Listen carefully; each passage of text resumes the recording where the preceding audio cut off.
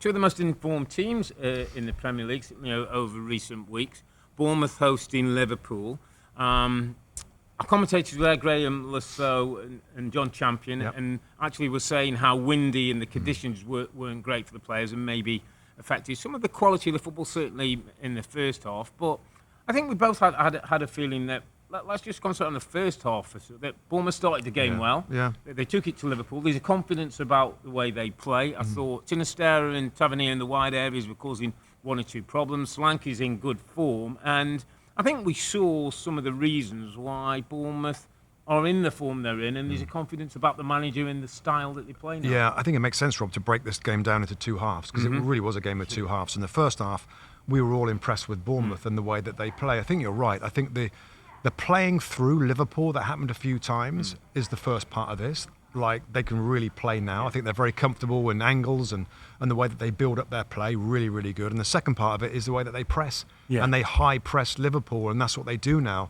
And that's, I think, the thing that we've heard from the players of Bournemouth talk about. It took a little bit of time to figure out when they go and press and when they kind of hold back a little bit. Yeah. They've obviously got that pretty groove right now. And yes, it's windy and the conditions weren't easy, which sometimes levels it a little bit. Yeah. But I thought it's very fair to say that the first half, both teams were very even. Yeah. No dominance in Liverpool. They had no normal control that you might expect. But just the Bournemouth team, the way that they played, I thought was particularly impressive. I really like Ryan Christie, and I know he's more of he's a left-footed little playmaker, maybe more of a number 10 Rob or an attacking guy. He plays as one of the two holding players for them. Lewis Cook is a really good footballer.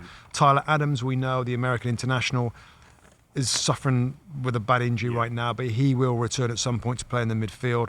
I just, it's a really good example, Rob, of a manager coming in Andoni Earle, and bringing his philosophy from Spanish football where he did so well.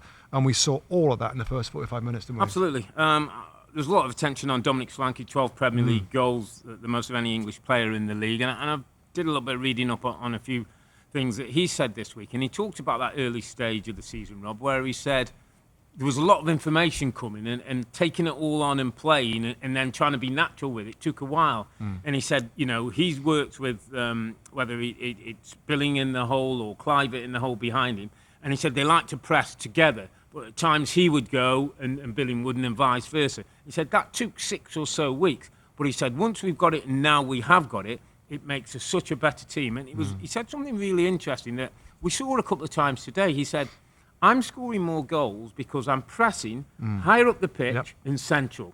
And so he said I'm having more opportunities through that alone. And it sort of struck me that actually that's just quite a simple thing. But if you're higher up the pitch and you win the ball closer to their goal, it's going to give you more opportunities to score goals. But we know that that's probably the most common way of scoring a goal is transitions and winning the ball back. So you have to be brave to do it, Rob. You have to be brave to do it. And everybody's got to be organised to do it. And teams sometimes can be successful not doing it. I'm thinking of West Ham that we'll chat later in the show. But it's just how many times have we, when we broke down goals, we're like, there it is. There's the moment there where there's a press. They win the ball back. The other team are spread, because mostly when you have possession, you want to spread out so you're available and you keep possession. So if you give the ball away, people are spread out, and to get back.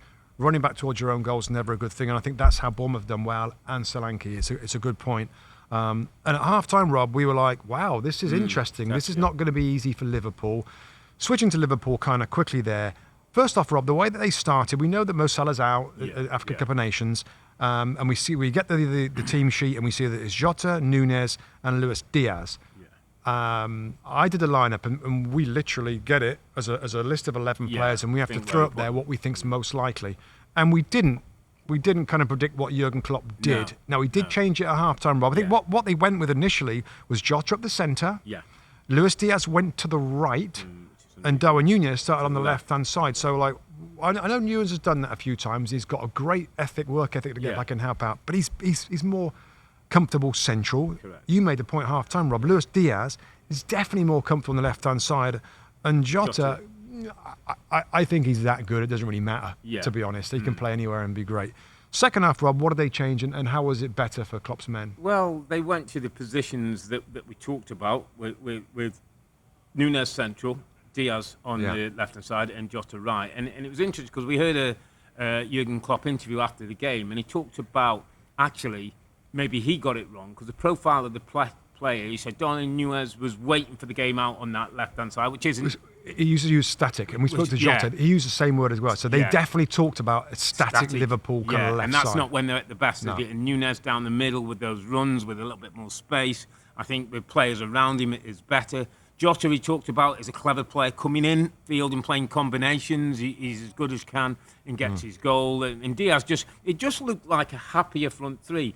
And then behind that, Rob, I thought the midfield got control of the game. Elliott, Jones and McAllister. And McAllister particularly, I thought was excellent today. Yeah, really good. I thought his passing range, his ability to knit the play together, to give confidence to his teammates by keeping possession. Listen, he wasn't bought as a 6. He's playing as a 6 at the moment. Endo's away, and whether they're going to find one or he's going to be the one, Diogo still to come back into the team. But McAllister is such a clever, intelligent footballer, Rob. I thought it was their dominance in midfield, and Jones and Elliott deserve some credit in that because they got a control of the second half, and then we started to see Liverpool play. Just before we get into the goals and the difference and how they link together really well, there was an incident, Rob, potential red card, and I know Liverpool fans were particularly upset about the challenge. It was Justin Kluivert on Luis Diaz. That it looked nasty. Diaz rolled over quite a few times. He's obviously in pain. He actually came out of the game later on, but I don't think it's because of this. We again, when we break this down, I try not to get into the re-refereeing, right? Because the on-field call was actually no call, which is a mistake. The referee, it's a definite foul, and in my opinion, again, so we're re-refereeing right now, but I thought a yellow card was okay. And I know Liverpool fans that there was one earlier. I think it was Curtis Jones that went over the top of the ball. Game. Yeah, and got a red card. He got for endangering the safety. And I know you could argue that they were similar.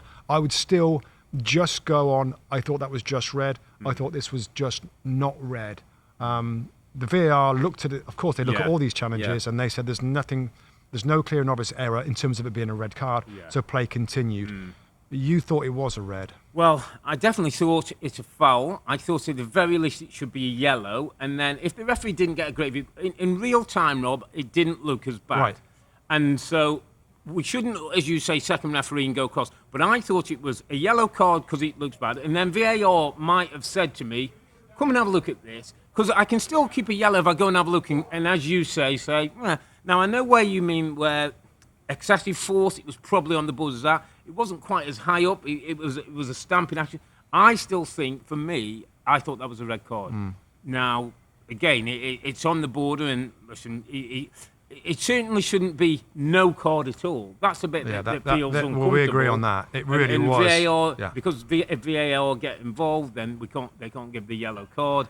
So that feels a bit uncomfortable. Does the fact that we are both a little unsure about it. Maybe it's not clear and obvious. But then give him a yellow card, and then I'll move on. But not giving him a yellow card. Yeah, it was a mistake. Was a mistake by the referee, and it got away. Fortunately, Robbie didn't have a huge bearing on the game, and Diaz looks like he's okay and played on. And you're right. Let's get to the second half when Liverpool clicked. The front three were a real threat, were a menace, were a problem. The midfield had domination. And the combination play, Rob, that comes with Darwin Nunez, who I know you want to talk about, but his ability to run in behind. And I thought clinical finishes today, 2 one-touch finishes, one with the inside of his foot, one with the outside of his right foot, 2 beautiful one-touch finishes that he gets criticised for very, very often. Well, maybe he's not the most clinical, Rob. Maybe you could argue that he misses a lot. And I think we've seen that. But he's still a young player. And I like the fact that he's always in there. There's definitely room for him to grow. We tracked a couple of his defensive plays. I kind of like that. I like the fact he cares. He's all in, Rob. He cares about it, and he wants his team. He runs all the way back sometimes to make challenges. It was a good day for him in terms of in front of goal, which is really good. He always runs in behind. He always presses. He's got a brilliant engine. Late in the game, he's running across that front line to press as well. So that is what the manager absolutely adores. I know that. I know that Klopp's like, it's non-negotiable. My front players have got to press. And I think he's got back to that this year now with these front players, slightly different to ones in the past. We know that the midfield is different, which do a great job as well. But that front three, and it was interesting because I clocked onto the word static. We spoke to Diogo Jota afterwards as a one-on-one interview, which is great to get a Liverpool player into the US fans here on NBC. and the networks to try and get a sense of it. And he used the word "we were static." Yeah, Jurgen Klopp then spoke later to our colleagues at Sky, said we were static. So that obviously was talked about. And they did free it up a little bit. They did change it a little bit. And when those front three can find some space in the ball, Rob, then their combination, decision-making, the finishing was top class today. Yeah. And when you think about a title, and when you think about challenges, because we know that City are going to be there or thereabout, we just know it, and you might start comparing with Arsenal. When you see Liverpool's forwards as free-scoring, as creative, as hard-working, effective and confident, and with a back four, which is the best defensive record in the league right now, they're ahead. Are they ahead of Arsenal, Rob? Yeah. I mean, I think they're ahead of Arsenal in terms of what they're doing at both ends of the field. Whether it's just playing they're better, there's also a mentality that I feel Liverpool have that no other team have against it. There's no inferiority complex for Liverpool. Liverpool know at one stage they beat Manchester City. Yeah, they've gone done it. They've been course and distance before. Yeah. And a couple of things you touch on, and I know we will move on and talk about Jota's clinical finishing, his production and his numbers, Rob.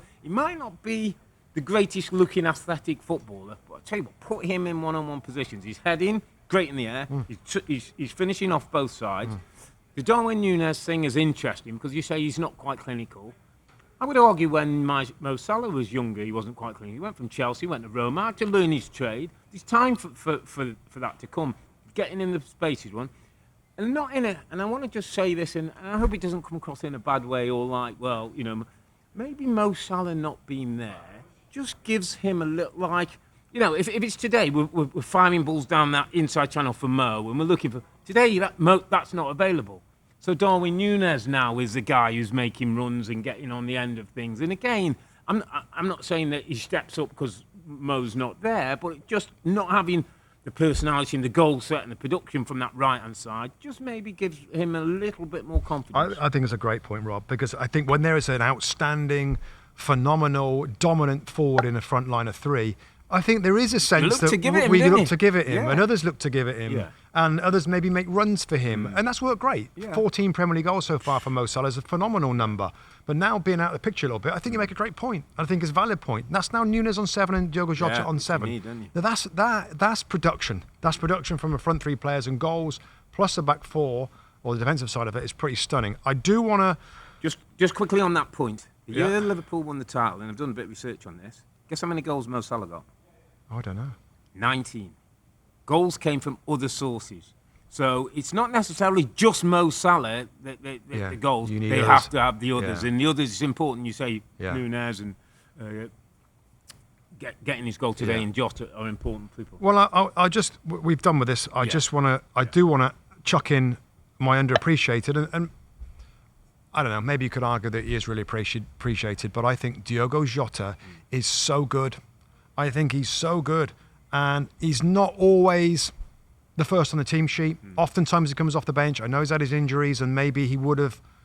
I just think that we all don't, or many out there don't realise how good he is. And I asked him a question afterwards about, what do you do special for your finishing? His finishing's so good from difficult angles. He finds the corners all the time. And not just that, his link-up play, his assisting play, his busyness, he drops into the space sometimes, does a Firmino thing really well as well. Yeah. When you've got a guy like that who can play as a 10, can play as a 7 or 11 or a number 9, brilliant. I just think he's a little underappreciated, the class that he's got and how really important he might be for Liverpool going forward, Rob. So I just want to give we all know Jota, and we all know he's good. I just think he's really, really good. Yeah, I think when we talk about Liverpool, it's Trent and Salah and others, and Nunez maybe as well. Yeah. But, it's a really good shout and a good day for Liverpool. Yeah, really good day. I thought that. That was a little message. That was a little to the rest of the league. They ain't going anywhere, are they? And they've got players to come back, Rob. I heard him talking before, and we'll have to see what happens with Salah. Trent's not far off. Robbo's not far off. Szoboszlai's got to come back in. The best the fullbacks. Yeah, well, they're not playing right now. Yeah, absolutely. They're right there. They are right there in the title.